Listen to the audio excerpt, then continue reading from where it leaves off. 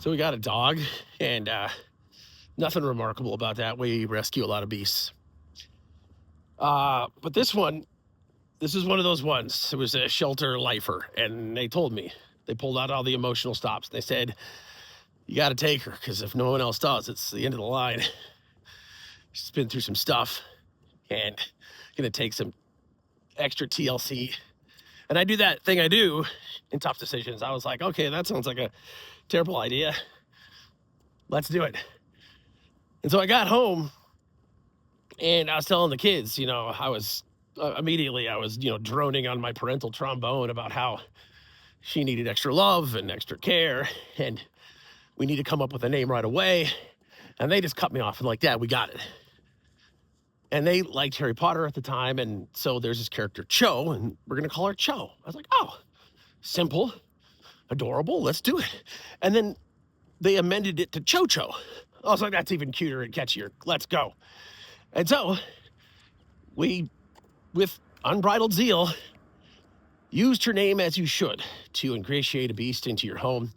She knew she was part of us and vice versa. And the first few months, that was tough. That was a tough one. But eventually, she warmed up to us, and she was ChoCho. And it was just around then when my buddy Colin was over. And he's like, yeah, hey, Jared, about your dog. Did you name her as a joke? I was like, no, why? Kind of curious, kind of scared. He's like, well, my first language is Spanish, and there aren't many places in the Spanish-speaking world where ChoCho doesn't mean a lady part. And I paused, kind of expecting the worst, but hoping for something different. I was like, a uterus? He's like, no, it's the P word, sometimes the C word. Like it lives in that disparaging world of anatomical places. It's like, oh God. And immediately, flashing before my eyes were all my interactions with ChoCho. Because I'm a loud dog talker. I'm that guy that leaps between you and your destination. You're just on a walk to the post office with a pup, and without consent, suddenly I'm shouting at your dog about how beautiful they are. All the times I was in the park, families, dozens of people, all from different places in the world, and I'm crooning about ChoCho. Who loves ChoCho? And some disquieted kids in the playground watching from a distance. I'm like, I'm gonna pet this ChoCho. This particular ChoCho is my favorite ChoCho. I love ChoCho so much. Come, ChoCho. And I decided to kind of just blow it off. Okay, it's not great news, but family doesn't need to know.